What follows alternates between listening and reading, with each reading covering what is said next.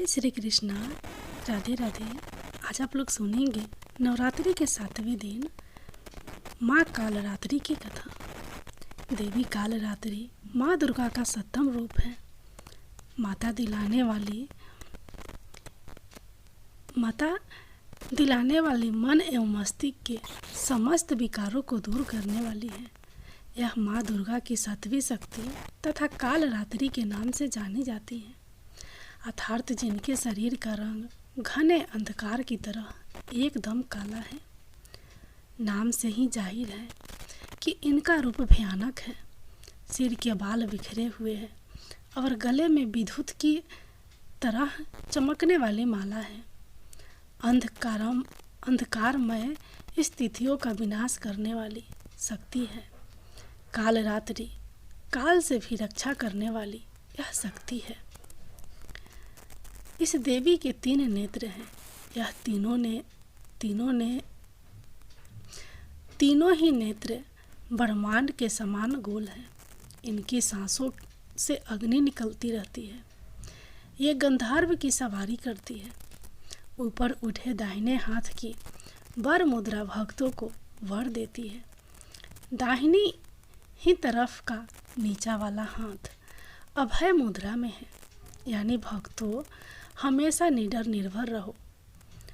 भाई बाईं तरफ के ऊपर वाले हाथ में लोहे का कंटा तथा नीचे वाले हाथ में खंडक है।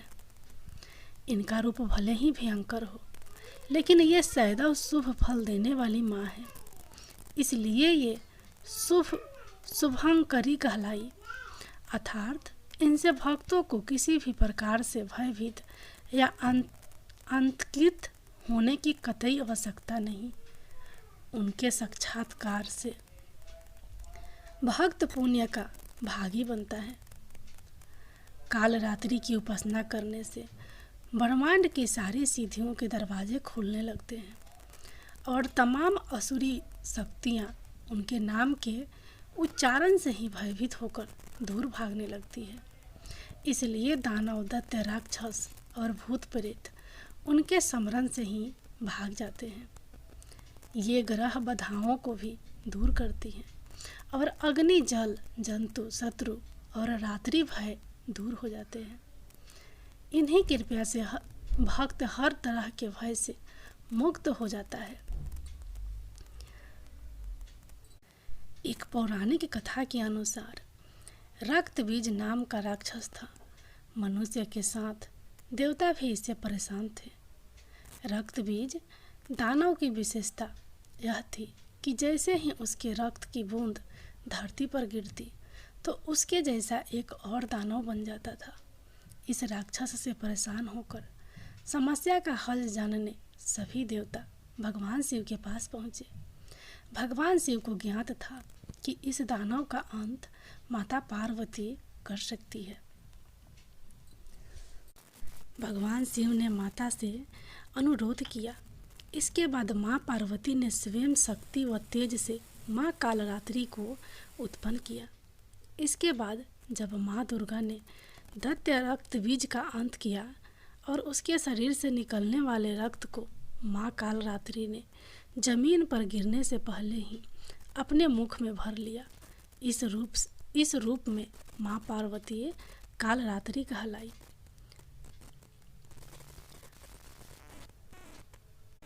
माँ कालरात्रि की जय। अब आप सुनिए नवरात्रि में 9 दिन सुने जाने वाली माँ दुर्गा की कथा। एक पौराणिक कथा के अनुसार नवरात्रि में माँ दुर्गा ने महिषासुर नामक राक्षस का वध करके देवताओं को उसके कष्टों से मुक्त किया था।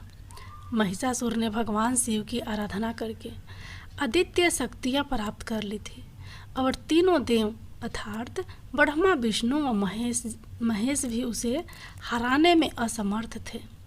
महिषासुर राक्षस के आतंक से सभी देवता भयभीत थे। उस समय सभी देवताओं ने अपनी अपनी शक्तियों को मिलाकर दुर्गा को अवतरित किया। अनेक शक्तियों के तेज से जन्मी माता दुर्गा ने महिषासुर का वध कर सबके कष्टों को दूर किया। रामायण के एक प्रसंग के अनुसार भगवान श्री राम, लक्ष्मण, हनुमान व समस्त वानर सेना द्वारा असीमन शुक्ल प्रतिपदा से नवमी तक 9 दिनों तक माता शक्ति की उपासना कर 10वीं तिथि को लंका पर आक्रमण प्राप्त किया था। इस तरह नवरात्रों में माता दुर्गा की पूजा करने की प्रथा के पीछे कई कथाएं प्रचलित हैं, जिसके बाद से ही नवरात्रि का पर्व आरंभ हुआ और माता दुर्गा की पूजा होने लगी। नवरात्रि व्रत के कथा के अनुसार एक समय बृहस्पति जी ने ब्रह्मा जी के समक्ष चैत व अश्विन मास के शुक्ल पक्ष में पड़ने वाले नवरात्र का महत्व जानने की इच्छा जताई। इन्होंने कहा, इस व्रत का क्या फल है, इसे किस प्रकार किया जाता है, सबसे पहले इस व्रत को किसने किया, ये सब विस्तार से कहिए। बृहस्पति जी के प्रश्नों का जवाब देते हुए ब्रह्मा जी ने कहा, हे बृहस्पति, प्राणियों के हित की इच्छा से तुमने बहुत ही अच्छा प्रश्न किया है। जो इंसान मनोरथ पूर्ण करने वाली माँ दुर्गा, महादेव, सूर्य और नारायण का ध्यान करता है, वे धन्य हैं। यह नवरात्र व्रत संपूर्ण कामनाओं को पूर्ण करने वाला है। इस व्रत को करने से पुत्र, सुख, धन, विद्या और सुख मिलता है। इस व्रत को करने से रोग दूर हो जाता है, घर में समृद्धि की वृद्धि होती है, बंध्यता तो बाझिन को पुत्र प्राप्त होता है, समस्त पापों से छुटकारा मिल जाता है। जो मनुष्य इस नवरात्र व्रत को नहीं करता वह अनेक दुखों को भोगता है। यदि व्रत करने वाला मनुष्य सारे दिन का उपवास ना कर सके तो एक समय भोजन करे और 10 दिन बांधवों सहित नवरात्र व्रत की कथा का श्रवण करे। हे बृहस्पति, जिसने पहले इस महाव्रत को किया है वह कथा मैं तुमसे सुनाता हूँ। ब्रह्मा जी बोले, प्राचीन काल में मनोहर नगर में पीठत नाम का एक अनाथ ब्राह्मण रहता था। वह माँ दुर्गा का भक्त था। उसे संपूर्ण सद्गुणों से युक्त सुमति नाम की एक अत्यंत सुंदर कन्या उत्पन्न हुई। वह कन्या अपने पिता के घर में अपनी सहेलियों के साथ क्रीड़ा करती हुई इस प्रकार बढ़ने लगी जैसे शुक्ल पक्ष की चंद्रमा की कला बढ़ती है। उसका पिता प्रतिदिन जब दुर्गा की पूजा करके होम किया करता,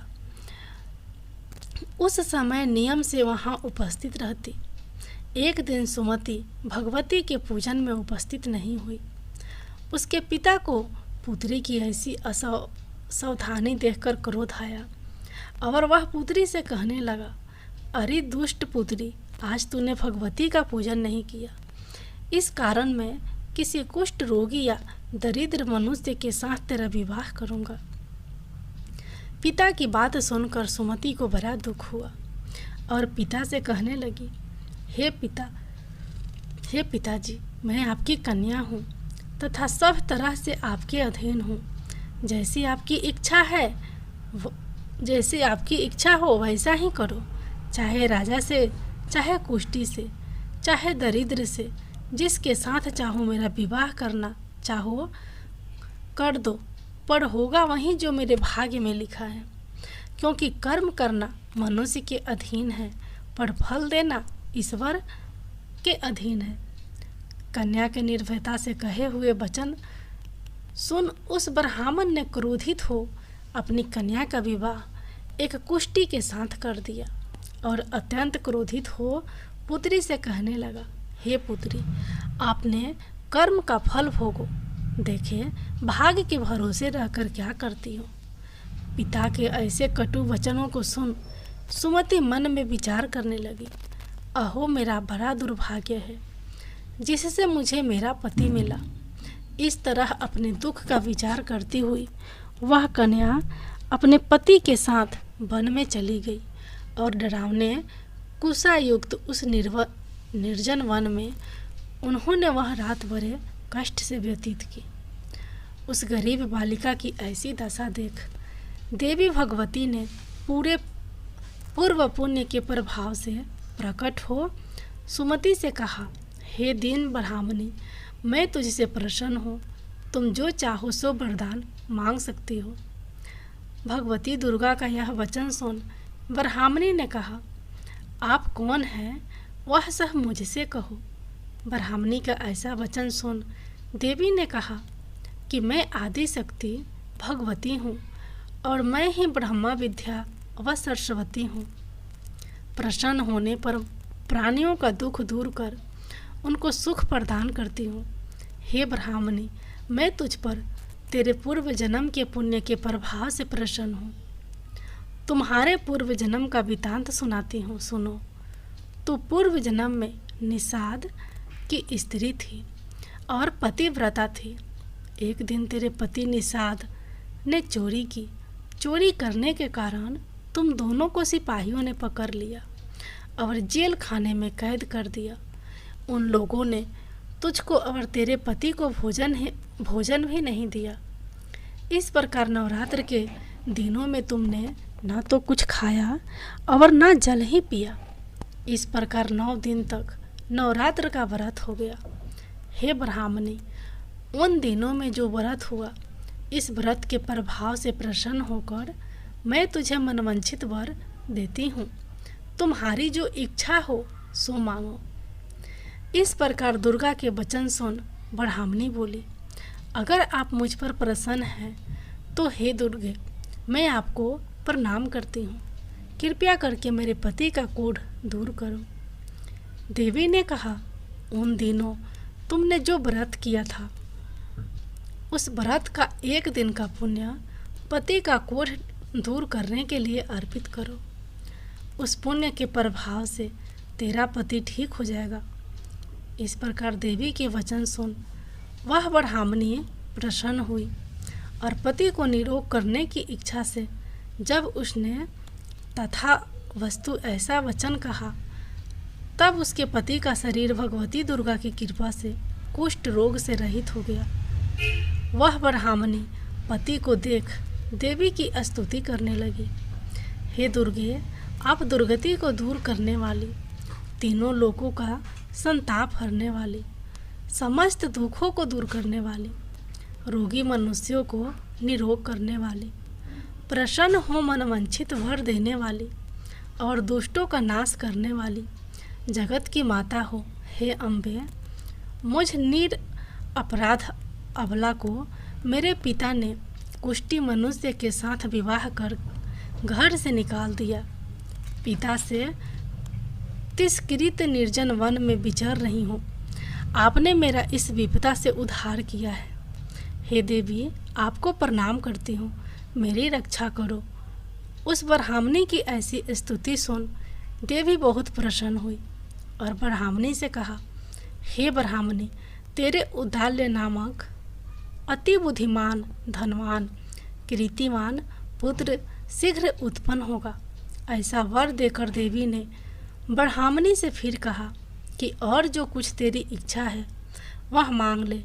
सुमति ने कहा, हे भगवती दुर्गे, अगर आप मुझ पर प्रसन्न हैं तो कृपया मुझे नवरात्र व्रत के विधि का विस्तार से वर्णन करें। ब्राह्मणी के वचन सुन माँ दुर्गा ने कहा, हे ब्राह्मणी, मैं तुम्हें संपूर्ण पापों को दूर करने वाले नवरात्र व्रत की विधि बतलाती हूँ। चैत मास के शुक्ल पक्ष की आश्विन मास के शुक्ल पक्ष की प्रतिपदा से लेकर 9 दिन तक व्रत करें। यदि दिन भर का व्रत ना कर सके तो एक समय भोजन करे, शुभ मुहूर्त में घट स्थापना करे और वाटिका बनाकर उसको प्रतिदिन जल से सींचे।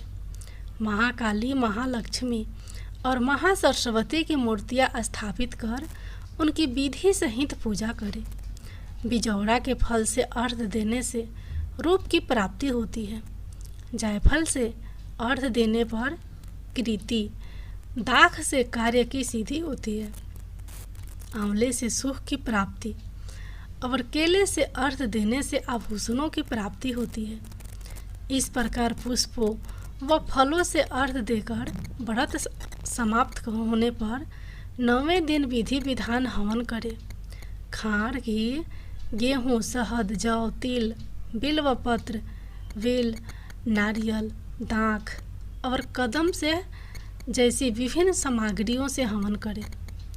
आंवले से कृति की और केले से पुत्र की, कमल से राज सम्मान की और दाखों से संपदा की प्राप्ति होती है। खार, घी, नारियल, शहद, जौ और तिल तथा फलों से होम करने से मनवांछित वस्तु की प्राप्ति होती है। व्रत करने वाला मनुष्य इस विधि विधान से होम कर आश्चर्य को अत्यंत नम्रता के साथ प्रणाम करे और यज्ञ की सिद्धि के लिए उसे दक्षिणा दे। इस प्रकार बताई हुई विधि के अनुसार जो व्यक्ति व्रत करता है उसके सब मनोरथ सिद्ध होते हैं। इसमें तनिक भी संदेह नहीं है। इन 9 दिनों में जो कुछ दान आदि दिया जाता है उसका करोड़ों गुना फल मिलता है। इस नवरात्र व्रत करने से अश्वमेध यज्ञ का फल मिलता है। हे ब्राह्मणी, इस संपूर्ण कामनाओं को पूर्ण करने वाले उत्तम व्रत को तीर्थ, मंदिर अथवा घर में विधि के अनुसार करें। ब्रह्मा जी बोले बृहस्पति जी से बोले, इस प्रकार ब्राह्मणी को नवरात्रि व्रत विधि बताकर देवी अंतर्धान हो गई। अतः जो मनुष्य या स्त्री इस व्रत को भक्ति पूर्वक करता है वह इस लोक में सुख प्राप्त कर अंत में मोक्ष की प्राप्ति करता है। ब्रह्मा जी बृहस्पति जी से कहते हैं कि यह इस दुर्लभ व्रत का महात्मा है जो मैंने तुम्हें बताया है। ऐसा सुन बृहस्पति जी आनंद से प्रफुल्लित हो गए और कहने लगे कि हे ब्राह्मण, आपने मुझ पर अति कृपा की जो मुझे इस व्रत का महत्व सुनाया। ब्रह्मा जी बोले कि हे बृहस्पति, यह देवी भगवती संपूर्ण लोकों का पालन करने वाली है। इस महादेवी के प्रभाव को कौन जान सकता है। बोलो देवी भगवती की जय हो।